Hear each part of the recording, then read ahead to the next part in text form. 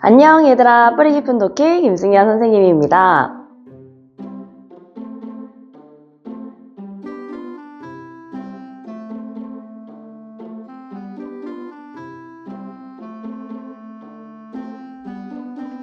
자, 얘들아, 우리 지난 수업 시간 때 배운 거 좀 기억하고 계신가요? 우리 백성을 달빛처럼 비추는 존재, 바로 정조에 대해서 좀 살펴봤는데요. 정조가 백성들을 위해서 또 조선을 위해서 어떻게 조선을 개혁하고자 했는지 좀 살펴봤습니다. 그리고 돌아오는 이번 수업 시간에는 그 정조 이후에 조선의 이야기를 좀 살펴볼 건데요. 이 조선 후기에 들어서게 되면서 얘들아, 사실은 굉장히 조선에 많은 것들이 좀 변하게 되거든요. 경제 상황이라든지 아니면 또 뭐 사회적인 여러 가지 상황이라든지. 그런데 이제 그런 어떤 발전적인 모습과 달리 또 새롭게 변화하는 모습과 달리 딱 하나 다시 퇴보하는, 그러니까 오히려 더 안 좋아지는 분야도 있게 됐다. 그게 바로 정치적인 분야였습니다. 그죠? 우리 정조가 조선을 개혁하기 위해서 그렇게 힘썼는데, 정조 이후에 조선에 도대체 어떤 일이 있었던 건지 오늘 선생님하고 근자감 영상에서 같이 살펴보도록 하겠습니다. 자, 그럼 얘들아, 정조가 갑작스럽게 죽음을 맞이한 이후의 조선의 모습을 좀 살펴보자고요. 정조의 뒤를 이어서 왕이 된 것은 정조의 아들이었던 순조였습니다. 그런데 그 순조는 무척 어린 나이였기 때문에 우리 왕실의 제일 큰 어른이었던 정순왕후가 수렴청정을 하게 됐어요. 근데 얘들아, 이 정순왕후는요, 벽파 집안의 출신이었어. 우리 지난 시간에 이제 정조에 대해서 배우면서 살짝 이 벽파와 시파에 대해서 우리가 살펴봤었는데, 벽파 집안 출신인 정순왕후가 나란 일을 맡게 되니까요. 결국 조정은 자연스럽게 벽파 신하들로 채워지게 됐고, 안타깝게도 또 정조가 추진하던 정책들이 대부분 없던 일이 돼버리고 말았습니다. 근데 요쯤 되면은 이제 친구들이 아우 지긋지긋해 선생님 또 붕당 때문에 뭔가 어떤 일이 일어나나요? 라고 질문을 할 수 있지만 그렇지는 않아 얘들아. 3년 뒤쯤에 이 정순왕후가 수렴청정을 거두거든요. 그리고 나서 얼마 지나지 않아서 세상을 떠나게 됩니다. 요때 이 순조의 나이가 16살이었어. 그래서 이 순조는요, 이제 정순왕후가 수렴청정을 거둔 이후에 이 벽파 신하들을 좀 쫓아내고 왕권을 강하게 세워야겠다, 이렇게 다짐을 하게 됩니다. 이때 등장한 게 바로 그의 장인어른이었던 김조순입니다.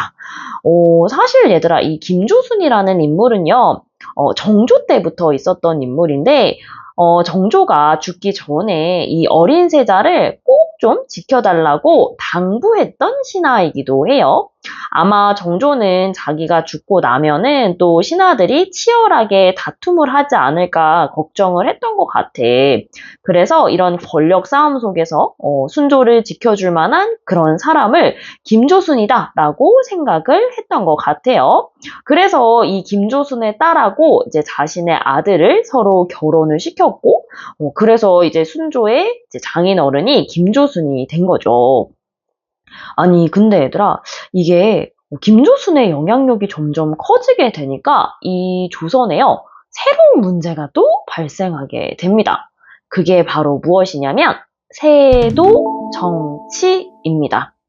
원래 얘들아, 이 세도 정치는요, 이 세상을 뜻하는 세자를 써가지고 세상의 이치를 따라 정치를 한다라는 의미를 가지고 있었는데, 이 당시의 정치는요, 오로지 권세를 위해서만 이루어졌다고 해서 한자가 이 권세를 의미하는 권세의 세자로 바뀌게 됩니다.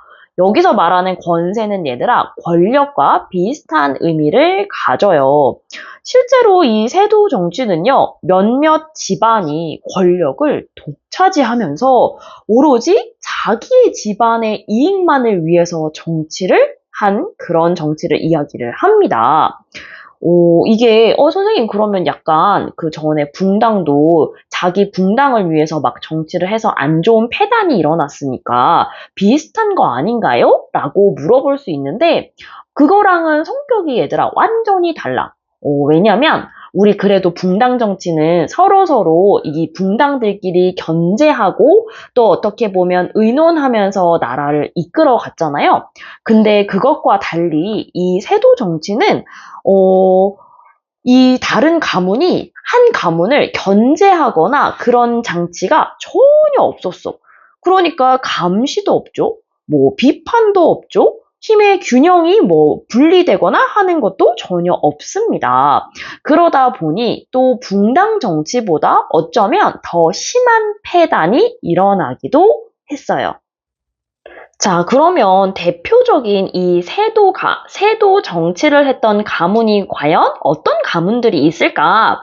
아까 선생님이 이야기했던 이 김조순이 속했던 안동 김씨 집안이 있었고요. 또 그 뒤를 잇는 풍양 조씨가 이제 또 막강한 세력을 뽐냈던 그런 가문입니다. 우선 힘을 갖게 된 김조순은요, 자기 집안 사람들을 하나둘 끌어들여서 이 조정의 높은 자리에 좀 앉히기도 했고요. 그래서 얼마 뒤에 이 나라 안에는 중요한 관직이 온통 안동 김씨 차지가 되는 그런 일이 발생하기도 했어요. 그래서 결국에는 이 순조가요, 왕위에 머무는 내내 안동 김씨들에게 휘둘리는 그런 처지가 되고 맙니다. 물론 얘들아, 순조라고 해서 뭔가 이제 노력을 안 한 건 아니야. 그러니까 우리 분당에서도 봤지만 한 세력을 견제하기 위한 다른 세력을 데려오는 것도 힘의 균형을 맞추는 어떤 좋은 방법이었잖아요. 그래서 이 순조는요, 안동 김씨의 어떤 이런 세력을 꺾기 위해서 당시 아들이었던 효명세자의 부인은요, 안동 김씨가 아니라 다른 가문에서 데리고 옵니다. 바로 풍양 조씨의 집안이었어. 그러니까 결국에는 한 집안의 권력이 집중되지 못하도록 하면 뭔가 좀 더 발전할 수 있지 않을까, 또 왕권을 강화할 수 있지 않을까 했던 생각이었지. 근데 상황이 이 순조가 생각한 것처럼 흘러가지 않았던 게 문제야. 순조가 나중에 이 정치에서 조금 물러나서 효명세자가 너도 이제 나란 일을 좀 해봐라 하고 좀 나란 일을 맡기게 됐는데, 오히려 이번에는 풍양조 씨가 이제 권력을 손에 넣게 됐거든요. 그래서 아까 선생님이 그 안동 김씨 다음으로 가는 권세를 누린 게 풍양조 씨라고 했잖아. 이렇게 해서 또 풍양조 씨라는 세도 가문이 탄생하게 된 겁니다.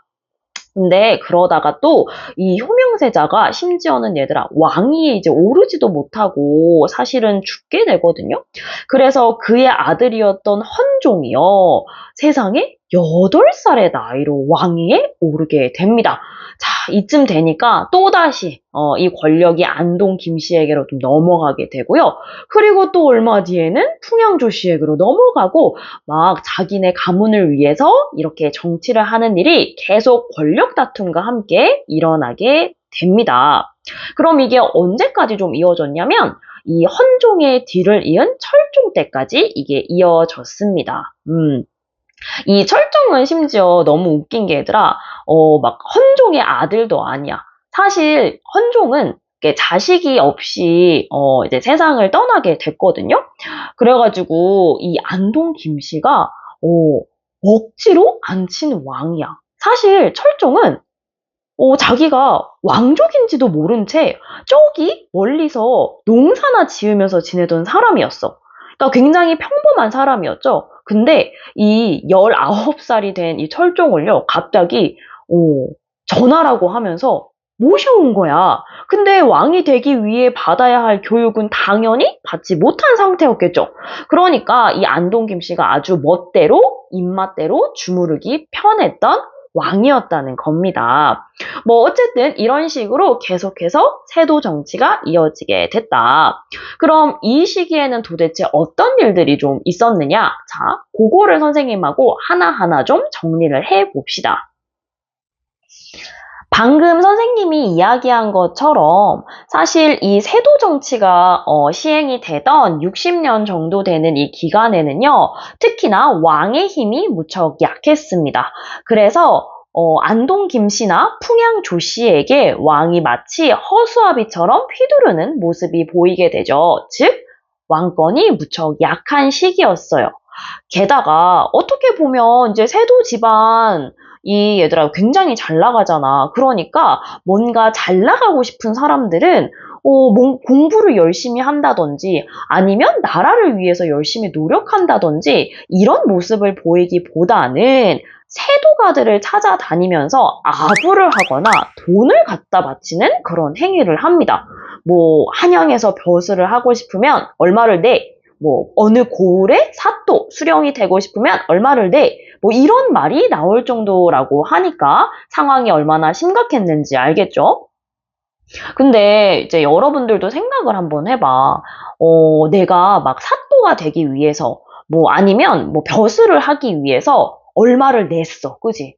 그러면 나라를 위해서 내가 뭐 벼슬을 한 게 아니고 내 권력을 위해서 벼슬을 한 거잖아. 그럼 바로 이제 내가 뭐 벼슬을 얻거나 사또의 자리에 오르면 뭐부터 생각하겠어? 백성을 막 잘 다스려야지 이런 생각을 할까요? 그렇지 않죠. 선생님 같아도, 내가 얼마를 내서 이 자리에 올랐는데, 그만큼은 벌어야 되는데? 라는 생각을 할 것 같다는 거야. 그렇게 되면, 결국에 힘들어지는 건 누구겠어요? 당연히 백성이지. 왜냐하면 내가 얼마 들었으니까 내가 그만큼은 벌어야 돼 라는 생각으로 과도한 세금을 백성들한테 매기는 거야. 그래서 그때 당시에 백성들은요, 엄청나게 무거운 세금 때문에 무척 힘든 삶을 살았다고 합니다. 그러면 이제 요쯤 되면 선생님 암행어사는요? 우리 암행어사도 있어가지고 지방 이제 관리들이 잘 하고 있는지 막 순찰도 하고 하잖아요. 근데 얘들아, 이쯤 되면은 암행어사의 규칙이 잘 지켜지지 않아. 예를 들어, 몰래 이제 암행어사가 신분을 숨기고 가서 원래는 이제 그 고을의 상황을 보고 뭔가 부정부패한 일이 있으면 고발을 해야 되는데, 아니, 이때는 고을마다 암행어사가 도착하기 전에 미리 알고 대비하게 하는가 하면 자기 신분을 갖춰야 될 암행어사가 오히려요, 나 암행어사야? 막 이러면서 떠벌리고 다니기도 했대. 그래서 오히려 얘들아 수령하고 한통속이 돼가지고요. 백성들에게 더 무거운 짐을 지어주기도 했다는 겁니다. 자, 얘들아, 여기까지가 오늘 수업 영상이고요.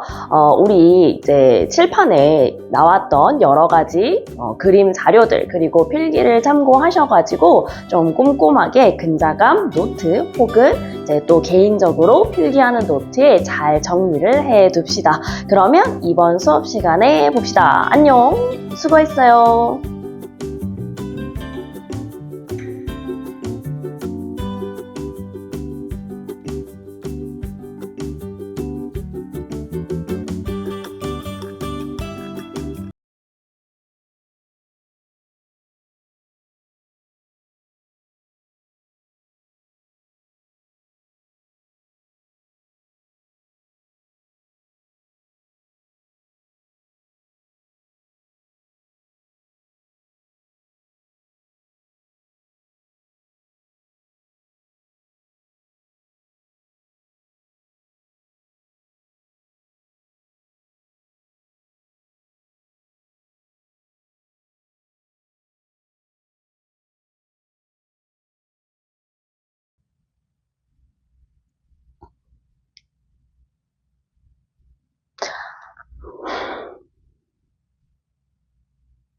자, 얘들아, 여기까지가 오늘 수업 영상이고요.